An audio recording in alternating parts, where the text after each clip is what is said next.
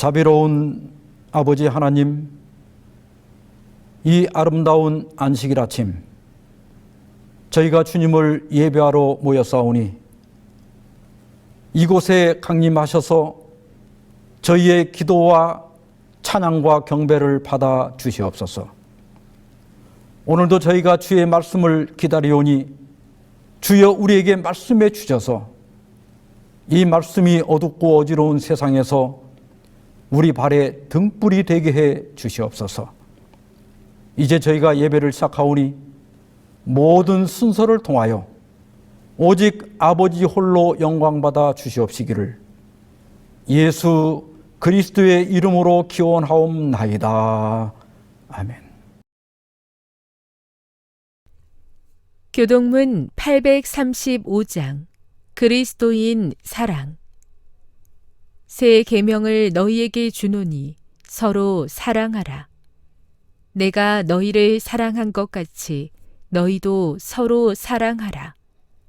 너희가 서로 사랑하면 이로써 모든 사람이 너희가 내 제자인 줄 알리라.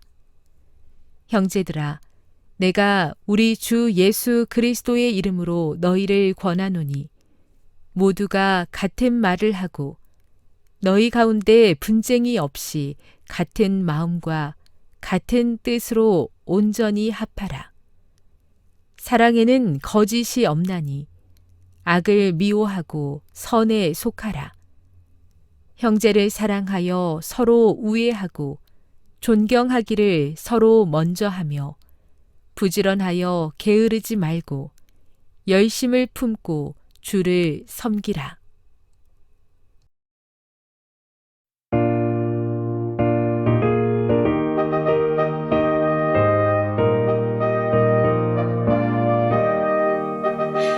참 즐거운 노래를 늘 높이 불러서 이 세상 사는 동안 주 찬양하겠네. 축복의 산에 올라 멀리 바라보면 조용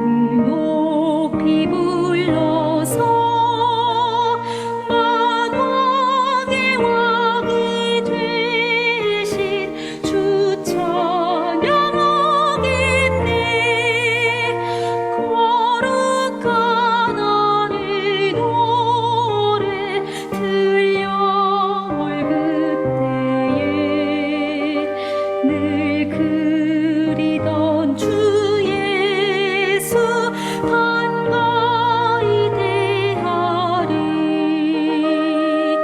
참 아름다운 노래 다 함께 부르세. 하늘의 소망 주신 주 찬양하여라.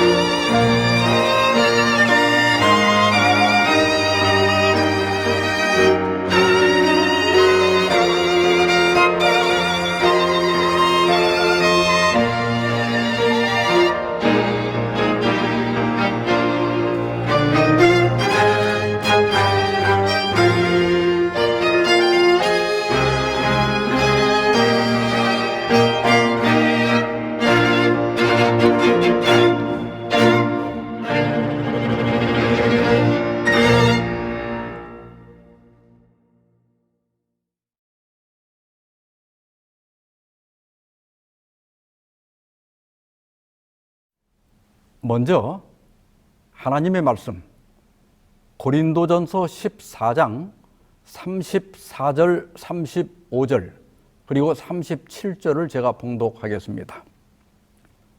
여자는 교회에서 잠잠하라. 그들에게는 말하는 것을 허락함이 없나니 율법에 이른 것 같이 오직 복종할 것이요 만일 무엇을 배우려거든 집에서 자기 남편에게 물을지니 여자가 교회에서 말하는 것은 부끄러운 것이라.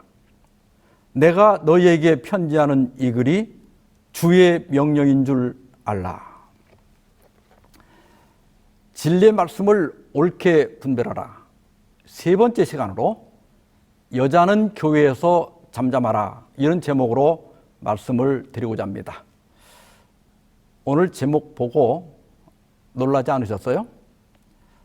일단 끝까지 들어보시기 바랍니다. 개그 콘서트에 두 분 토론이라는 코너가 있습니다.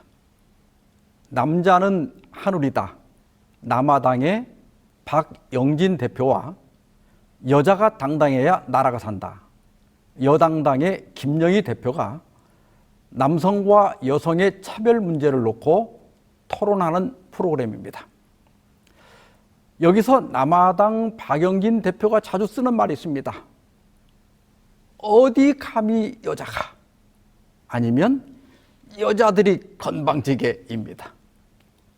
그냥 웃자고 하는 개그지만 일부 시청자들은 박영진 대표의 이러한 발언들이 불쾌하다면서 항의를 했다고 합니다. 또 한 번은 일반 시민에게 인생 그렇게 살지 말라고 혼나기도 했다고 합니다. 그런데요, 진짜 그런 사람이 TV에 출연한 적이 있습니다. 2019년에 대국민 토크쇼 안녕하세요라고 하는 프로그램에 한 아내가 출연해서 저희 남편은 결혼 생활 17년 내내 조선시대 왕처럼 군다면서 남편을 고발했습니다. 남편은 어디 여자가 남자하고 겸상을 하느냐, 어디 여자가 늦게까지 집에 안 들어오느냐는 이런 말을 버릇처럼 한다는 겁니다.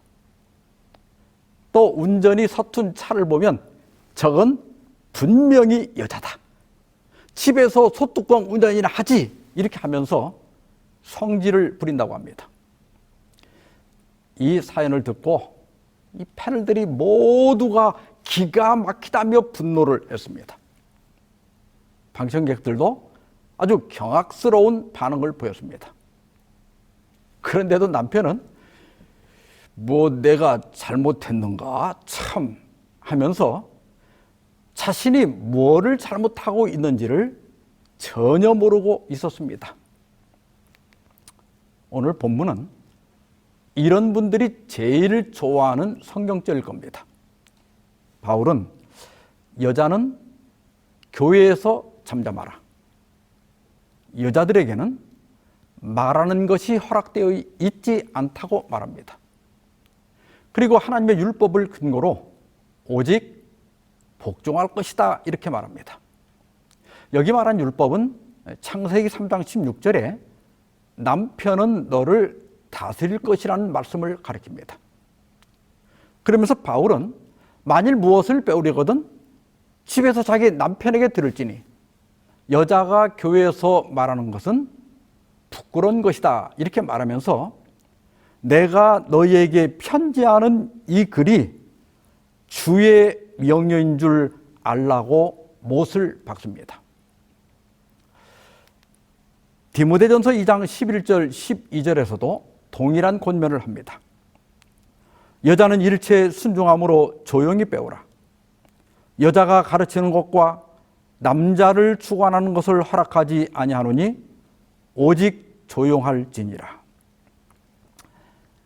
여자가 가르치는 것과 남자를 주관하는 것을 허락하지 않는다. 여자는 일체 순종함으로 조용히 배우라. 그래서 이 두 성경절을 근거로 여성 안수를 반대하는 분들도 있습니다. 이 두 성경절만 놓고 보면 거의 반박의 여지가 없어 보입니다. 그러나 바울 서신 전체를 보면 바울이 여성에 대해서 부정적으로만 말하지 않고 있다는 것을 알 수 있습니다. 고린도전서 14장 34절에서는 여자는 교회에서 잠잠하라고 했지만 같은 고린도전서 11장 5절에서는 무릇 여자로서 머리에 쓴 것을 벗고 기도나 예언을 하는 자는 그 머리를 욕되게 하는 것이라고 했습니다. 여기 예언은 영감받은 사람이 하는 공중 설교입니다. 바울은 여성들이 교회에서 대표 기도를 하거나 공중 설교하는 것을 금하지 않았습니다. 다만 그런 것들을 할 때 당시의 관습에 따라 머리에 쓰는 베일을 벗지 말라고 주의를 주고 있습니다. 또한 고린도전서 14장 35절에서는 여자가 교회에서 말하는 것은 부끄러운 것이라고 말합니다. 그러나 디도서 2장 3절 4절에서는 늙은 여자로는 선한 것을 가르치는 자들이 되고 젊은 여자들을 교훈하라고 하였습니다. 당시 여성들은 사회적 지위가 낮았습니다. 그러나 기독교는 여성들의 신분을 격상시켰습니다. 바울은 나이든 여성들에게 새 신분에 합당한 반응을 요구합니다. 그리고 그들의 경험과 지혜를 젊은이들에게 가르치라고 권고하고 있습니다.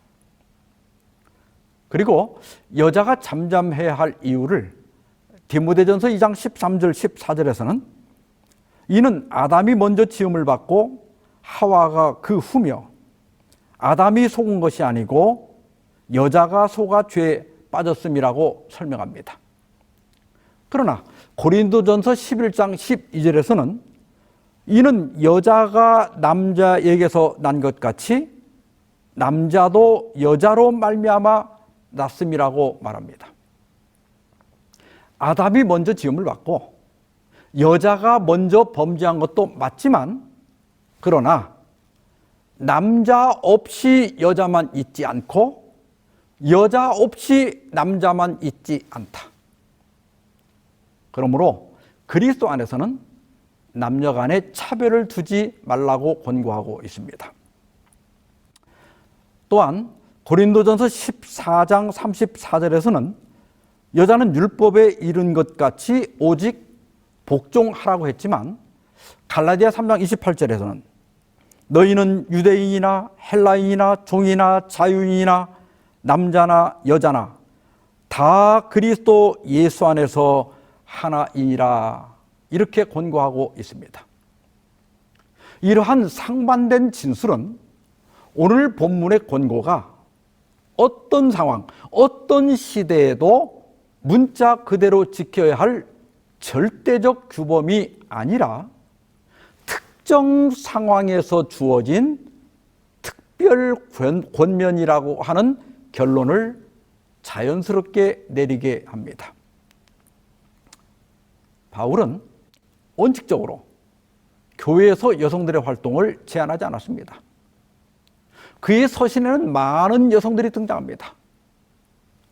바울 자신의 의인이라고 말한 베베도 있고 초기 기독교의 중요한 지도자인 브루스길라, 또 바울보다 먼저 믿었고 함께 투옥되었던 유니아, 바울이 내 어머니라고 말한 루포의 어머니, 바울이 화해를 촉구할 정도로 영향력을 가졌던 유오디아와 순두계, 디모데의 외할머니 루이스와 어머니 유니게, 그리고 자신의 집을 교회로 제공했던 눈바 등 많은 여성들을 소개하고 있습니다. 이 외에도 여러 편지에서 저 로마교회의 마리아, 또 두루베나와 두로보사 자매, 페르시스, 율리아, 네레우스의 누이, 글로에 등 많은 여성들이 있습니다. 이러한 언급들로 볼 때 여자는 교회에서 잠잠하라는 권고는 특정 상황에서 주어진 권면이라고 하는 것을 알 수 있습니다. 그러면 바울은 왜? 그리고 어떤 상황에서 이런 권고를 한 것인가? 우리는 이 명령을 어떻게 받아들여야 하는가? 이와 관련해서 신학자들과 주석가들이 설명한 것을 네 가지로 요약할 수 있습니다. 첫째는 어떤 주석가들은 고린도전서 13장 34절은 나중에 누군가에 의해 추가되었을 것이라고 추측합니다. 왜냐하면 고린도전서 11장 5절에서는 여성들이 대표기도나 공중 설교하는 것을 분명히 금하지 않았습니다. 다만 머리에 쓰는 베일을 벗지 말라는 겁니다. 그런데 같은 고린도전서 14장 34절에서 여자는 교회에서 잠잠하라 이렇게 말한 것은 앞뒤가 맞지 않는다. 그래서 이 명령은 바울이 한 것이 아니고 누군가에 의해 추가되었을 것이다 이렇게 주장합니다. 그러나 이 구절이 추가되었다는 어떤 증거도 없습니다. 그리고 고린도전서가 기록된 배경들을 고려하면 이 권고가 결코 모순되지 않는다는 것을 알 수 있습니다. 그리고 두 번째는 이 말씀은 당시 문화적 배경에서 이해해야 한다는 것입니다. 바울 시대는 주로 가부장적 사회였다. 이러한 사실은 예수님이 오병이어 기적을 베풀었을 때나 오순절에 베드로의 설교를 듣고 회심한 사람들의 숫자를 기록할 때 남자들만 기록한 것을 통해서도 확인할 수 있습니다. 그리고 당시 여성들은 종종 교육을 받지 못했다. 당시 여성들에게는 남성과 동일한 역할이나 책임이 부여되지 않았다. 따라서 바울의 권면은 당시 사회적 규범을 반영한 것이지 성 역할에 대한 하나님의 본래 의도가 반영된 것은 아니다. 여자는 교회에서 잠잠하라는 것은 여성이 남성보다 열등하다는 의미가 아닙니다. 당시 문화적 배경에서 여성들이 교회에서 무엇을 묻거나 나서서 가르치거나 남성들을 주관하거나 남성들과 논쟁을 벌이는 것은 사회적으로 비난을 받을 우려가 있었습니다. 이것은 교회에 대한 사회적 인식을 나쁘게 하고 선교의 지장을 초래할 수 있었습니다. 그래서 바울은 여성 신도들이 사회적 관습을 따르도록 권면했다고 하는 것입니다. 앞에서도 보았지만 고린도전서 11장 11절 12절을 다시 한번 보겠습니다. 그러나 주 안에는 남자 없이 여자만 있지 않고 여자 없이 남자만 있지 아니하니라.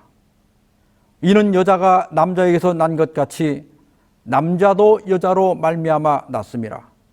그리고 모든 것은 하나님에게서 났느니라.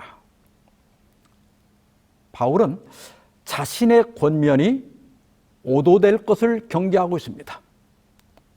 남성들이 우월감을 갖거나 여성들이 열등감을 가질 필요가 없다. 하와가 아담에게서 나온 것은 사실이지만 이 세상 모든 남자는 여자에게서 나지 않느냐. 그리고 근원을 계속 거슬러 올라가면 남성이든 여성이든 다 한 하나님에게서 난 것이다. 그러므로 남녀는 동등한 존재라는 겁니다. 또한 남성과 여성은 서로 의존적이고 보완적이라는 겁니다. 남성만이 할 수 있는 일이 분명히 있지만 또한 여성만이 할 수 있는 일이 분명 있습니다. 그래서 남녀는 경쟁의 대상이 아니고 함께 협력하며 살아갈 존재라는 겁니다. 또한 교회는 남성만의 교회도 아니고 여성만의 교회도 아닙니다. 남자나 여자 없이 그리스도 안에서 한 지체를 이루는 것입니다. 따라서 교회 안에는 남녀 간 차별이 있어서는 안 된다는 겁니다. 세 번째로는 당시의 관습과 예법에 대한 권고라는 것입니다. 당시 여성들은 기혼녀라는 증거로서 머리를 가렸고 이것은 여성의 정숙 문제로 인식되고 있었다. 현대 결혼 반지처럼 당시 기혼 여성은 공공장소에서 베일로 머리를 가리는 관습이 있었습니다. 따라서 기혼 여성이 베일을 벗는 것은 매우 수치스러운 일이었어요. 고린도 교회에는 이러한 관습에 저항하는 여성들이 있었고 보수적인 남성들과 논쟁을 벌였다. 고린도 교회 여성들 중에는 지금으로 말하면 여성운동 혹은 여성 해방운동을 하는 분들이 있었던 것 같습니다. 그들은 복음이 준 남녀 평등을 주장했습니다. 그래서 자신들이 기도나 예언을 할 때 남성처럼 베일을 벗어야 한다고 주장했습니다. 그들의 주장이 너무나 강해서 바울은 고린도전서 11장 16절에서 우리에게나 하나님의 모든 교회에는 이런 관례가 없느니라 이렇게 말할 정도였습니다. 그들은 보수적인 남성들을 계몽시켜야 한다고 생각했고 자신들의 발언권을 주장했고 교회 각 부분에서 지도적인 위치를 차지하려고 했던 것으로 보입니다. 바울은 교회 안에서 논쟁을 벌이며 예배를 방해하는 여성들에게 잠잠하라고 권고한 것이다. 이 부분을 잘 해석해야 됩니다. 여성들은 교회에서 무조건 잠잠하라는 것이 절대 아닙니다. 기도도 할 수 있고 설교도 할 수 있고 교과를 가르칠 수도 있습니다. 그러나 당시 관습과 예법 그리고 교회의 혼란과 논쟁을 초래하고 사회적 비난을 받을 수 있는 그런 주장이나 그런 활동을 멈추라는 겁니다. 네 번째는 고린도 교회 방언과 관련된 권면이다. 바울은 무질서한 방언의 남용으로 교회를 어지럽히는 사람들을 책망한다. 성경에는 두 종류의 방언이 언급되어 있는데 하나는 사도행전형 방언이고 단 하나는 고린도 교회형 방언입니다. 사도행전형 방언은 분명히 외국어였습니다. 그러나 고린도 교회형 방언은 그 뜻을 알 수가 없었습니다. 더구나 여러 사람이 너도 나도 무질서하게 방언을 했기 때문에 세상 사람들에게 미쳤다는 소리를 들을까 염려할 정도였습니다. 그리고 일반적으로 여성들이 방언에 더 능하고 또 쉽게 황홀경에 빠지는 경향이 있다. 바울은 하나님은 질서의 하나님이라고 말하고 곧 이어서 여자들은 교회에서 잠잠하라고 명령합니다. 이것은 고린도 교회의 무질서한 방언이 특히 여성들과 더 관련되어 있음을 나타냅니다. 바울은 무질서한 방언의 폐해를 지적하며 특히 여성들은 교회에서 잠잠하라고 권고한다. 고린도 14장의 요지는 이렇습니다. 교회에서는 방언보다는 예언을 하라. 방언은 교회의 덕이 되지 않는다. 만일 방언을 하려면 두 사람, 많아야 세 사람만 하되 차례대로 해라. 한꺼번에 왁자지껄 하지 마라. 그리고 반드시 통역을 세우라. 만약 통역이 없으면 교회에서는 하지 마라. 이렇게 방언 문제를 정리해 줍니다. 이런 과정에서 여자는 교회에서 잠잠하라는 말이 나온 겁니다. 따라서 이 명령은 모든 교회, 모든 시대가 지켜야 할 규범이나 원칙이 아닙니다. 여성들은 아무 말도 하지 마라. 오직 순종해라. 절대 이런 뜻이 아닙니다. 이 권면은 고린도 교회의 특수한 상황을 해결하기 위해서 그 지방의 풍습과 예모, 그리고 하나님께서 주신 남녀 관계 등을 종합해서 이런 권면을 한 것입니다. 우리가 하나님의 말씀을 우리의 삶에 적용할 때 이것이 영원한 원칙인지 아니면 특정 시대, 특정 상황에서 주신 임시적인 규범인지 잘 판단해야 됩니다. 예를 들어서 하나님께서는 노아 홍수 후에 육식을 허락하셨습니다. 그래서 어떤 사람들은 이제는 육식을 해도 된다고 생각합니다. 물론 육식이 죄는 아닙니다. 그러나 육식은 홍수로 먹을 거리가 없을 때 주신 비상식량입니다. 굶어 죽는 것보다는 낫기 때문이에요. 그러나 비상사태가 해결되면 본래 음식으로 돌아가는 것이 옳은 겁니다. 그래야 더 건강하게 살 수 있죠. 우리가 엘렌 G 화이트의 저서들을 사용할 때도 마찬가지입니다. 가려 뽑은 기별 1권 92페이지 보면 그대들의 가정에서 주님의 창고로 들어갔어야 할 돈을 낭비하게 된 사진의 우상들을 제거하라. 예전에는 이 권면 때문에 사진을 찍는 것을 꺼려하는 분들이 간혹 계셨습니다. 1800년대 후반에 미국에서는 가족이나 친구들의 사진을 벽난로 위에 있는 그 선반이나 탁자, 책상 같은 곳에 진열하는 것이 유행이었습니다. 그래서 손님이 왔을 때 그것을 보여주는 것이 큰 자랑이었습니다. 그렇다고 사진을 우상이라고까지 해야 하나? 여기에는 두 가지 이유가 있습니다. 첫째는 그 당시 사진은 매우 비싼 사치품이었습니다. 그 예전에 많이 쓰던 네거필름은 1826년에 프랑스의 니세포르 니에프스라고 하는 사람이 발명한 것으로 알려져 있습니다.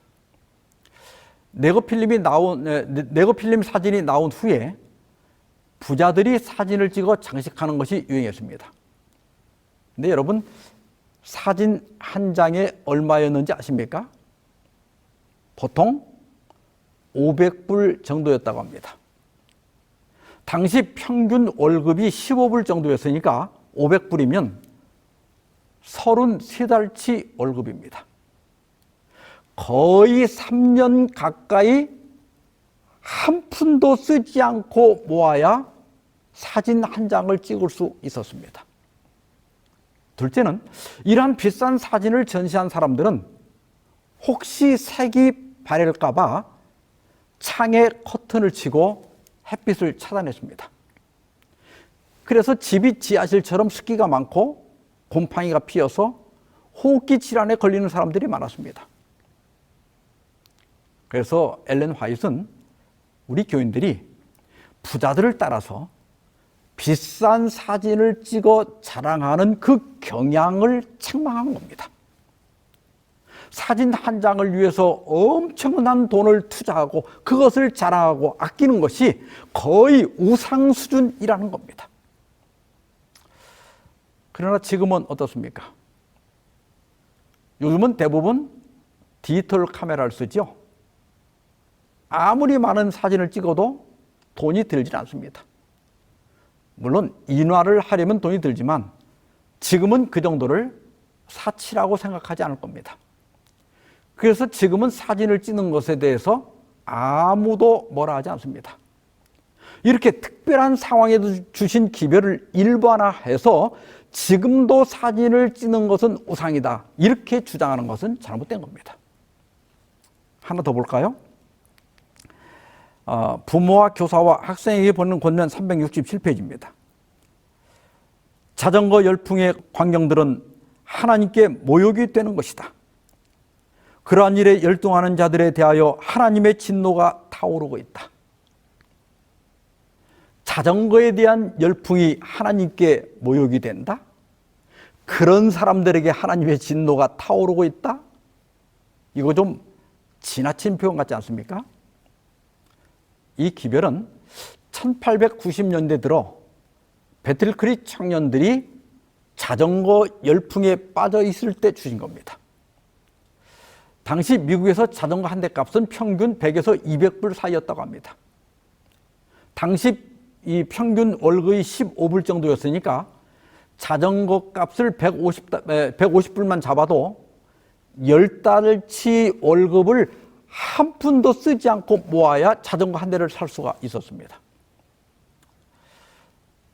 배틀크릭 청년들이 뭐 등교용으로 비싼 자전거를 산 것이 아닙니다. 자랑하고 과시하고 또 당시 유행한 자전거 경주에 나가기 위해서 산 겁니다. 화이트는 이러한 열풍을 책망한 거예요.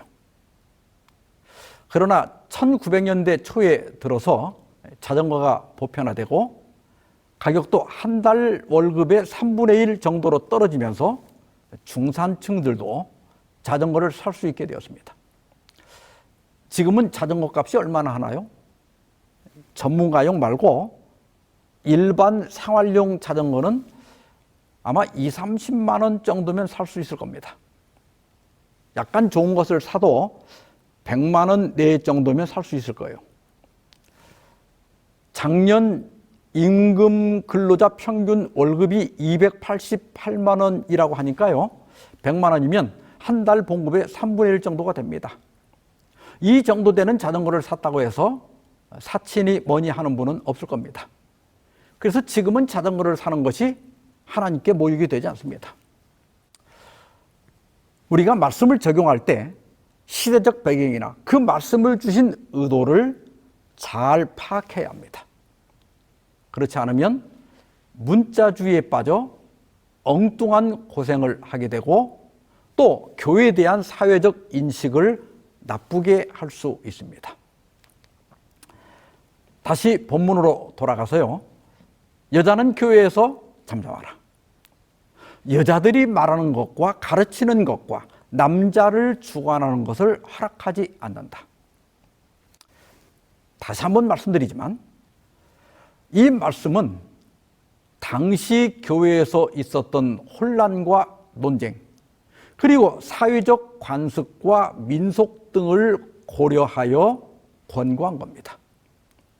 이런 배경들을 고려하지 않고 남녀 평등 시대를 살아가는 현대에 문자적인 주장을 하는 것은 분명히 잘못된 것입니다.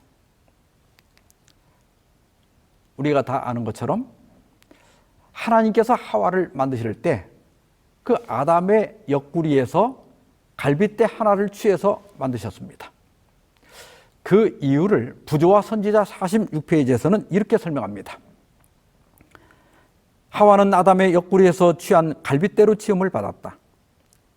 그것은 여자가 머리가 되어 남편을 지배하거나 열등한 존재로 마구 짓밟힘을 당해서는 안 될 것이라는 것과 동등한 자로서 그의 곁에 서서 그의 사랑과 보호를 받아야 한다는 것을 의미한다. 아담은 홀로 완전한 존재였습니까? 아닙니다. 그는 돕는 배필이 필요한 존재였습니다. 옛말에 집신도 짝이 있어야 한다고 합니다. 짝이란 서로 같아야 짝이 됩니다. 하나님은 남성과 여성을 동등하게 창조하셨습니다. 그런데 범죄 후에 하나님께서는 하와에게 너는 남편을 원하고 남편은 너를 다스릴 것이라고 말씀하셨습니다. 부조와 선지자 58, 59페이지입니다. 죄는 불화를 가져왔으며 이제는 어느 한쪽이 다른 쪽에 복종함으로만 그들의 연합이 유지되며 조화가 보존될 수 있게 되었다. 아담이 범죄한 것이 그 여자의 권유에 의하였으므로 이제 그는 남편에게 복종하는 위치에 놓였다. 타락으로 말미암아 우리 인간의 본성이 변질되었습니다. 이기적인 인간이 된 겁니다. 이제는 둘 다 똑같으면 같이 살 수가 없게 된 거예요. 그래서 하나님께서는 먼저 선악과를 먹은 하와에게 복종하라고 말씀하신 겁니다. 부조화 선지자 59페이지입니다. 하나님의 율법 가운데 명하신 원칙들을 타락한 인류가 지켰더라면 죄의 결과로 생긴 것이긴 하지만 이 선고는 그들에게 축복임이 입증되었을 것이다. 그러나 이와 같이 하여 남자에게 주어진 주권의 남용은 너무나 자주 여자의 운명을 비참하게 만들고 여자의 생활을 무거운 짐으로 만들어 놓았다. 남편에게 복종하라는 것은 여성이 열등하다는 뜻이 아닙니다. 가정을 지키기 위해서 그런 율법을 주신 거예요. 그렇다고 해서 남편이 아내 위에 군림하라는 것은 절대로 아닙니다. 아내를 다스리라고 했다고 해서 남편들이 아내를 종처럼 부려도 된다는 뜻이 결코 아닙니다. 옛날 왕도 백성들 위에 군림하면 나쁜 왕으로 평가를 받았습니다. 대통령이 백성들을 종처럼 부리려고 한다면 여러분 좋은 대통령이 될 수 없지 않습니까? 바울은 모든 시대, 모든 부부에게 적용할 수 있는 원칙을 이렇게 진술합니다. 에베소서 5장 22절과 25절입니다. 아내들이여 자기 남편에게 복종하기를 주께 하듯 하라. 25절에 남편들아 아내 사랑하기를 그리스도께서 교회를 사랑하시고 그 교회를 위하여 자신을 주신같이 하라. 예수께서 교회를 어떻게 사랑하셨습니까? 우리를 종처럼 대하시던가요? 우리를 무시하던가요? 우리에게 함부로 하고 막말을 하고 폭력을 쓰시던가요? 아니죠? 예수님은 섬김을 받으러 오신 것이 아니라 섬기러 오셨고 마지막에는 우리를 위하여 목숨까지 바치셨습니다. 또한 바울은 골로새서 3장 18절 19절에서 아내들아 남편에게 복종하라. 이는 주 안에서 마땅하니라. 남편들아 아내를 사랑하며 괴롭게 하지 말라. 아내는 남편을 인정해야 합니다. 집안의 가장으로, 가정의 제사장으로 인정하고 존중하라. 동시에 남편들은 아내를 사랑해야 됩니다. 특히 괴롭게 하지 말아야 합니다. 이것은 주님의 명령입니다. 남편 때문에 아내가 행복해야 합니다. 구속은 회복입니다. 이 세상은 죄의 결과가 지배하고 있습니다. 아직도 남녀 차별이 있고 고통받는 여성들이 있습니다. 그러나 교회는 하나님의 목적이 실현되는 곳입니다. 남성과 여성이 동등한 대접을 받는 곳이 되어야 합니다. 여성도 말할 수 있고 가르칠 수 있고 지도자가 될 수 있어야 합니다. 이것이 예수께서 이 땅에 세우고자 열망하신 하나님의 나라입니다. 우리 그리스도인들은 이러한 원칙을 실천하는 사람이 되어야 합니다. 다시 한번 갈라디아 3장 28절의 말씀을 읽고 모든 말씀을 마치겠습니다. 너희는 유대인이나 헬라인이나 종이나 자유인이나 남자나 여자나 다 그리스도 예수 안에서 하나이니라. 기도하십시다. 자비하신 하나님 아버지, 오늘도 저에게 말씀해 주시고 깨달음을 주셔서 감사합니다. 저희로 항상 교회의 질서를 존중하게 하시고 교회의 연합과 일치를 위하여 헌신하게 하여 주시옵소서. 혹시 우리 교회 안에 차별이 존재한다면 저희의 잘못을 용서하여 주옵시고, 나이나 성별이나 인종이나 빈부의 차별 없이 다 그리스도 예수 안에서 하나 되게 하여 주시옵소서. 이 모든 말씀을 우리 주 예수 그리스도의 이름으로 기도하옵나이다. 아멘.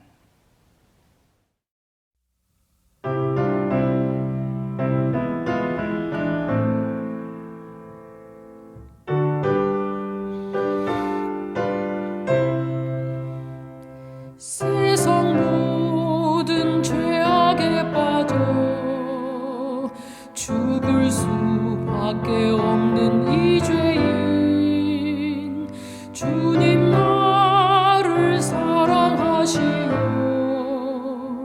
새 삶을 얻게 하셨네.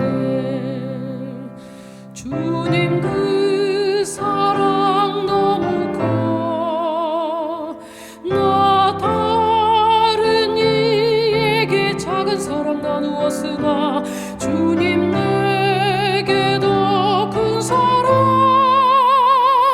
베풀어 주셨네.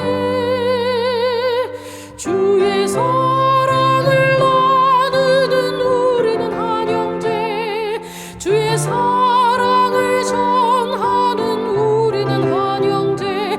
세상 모든 사람들에게 사랑을 나누게 하소서.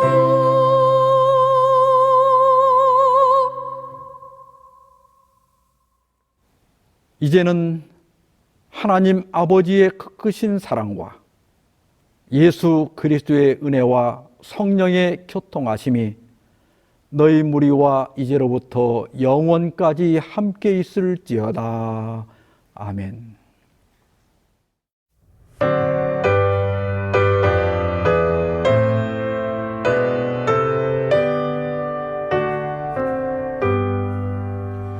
내 주님 오시리 확실히 오시리 내가 공중에서 주를 만나겠네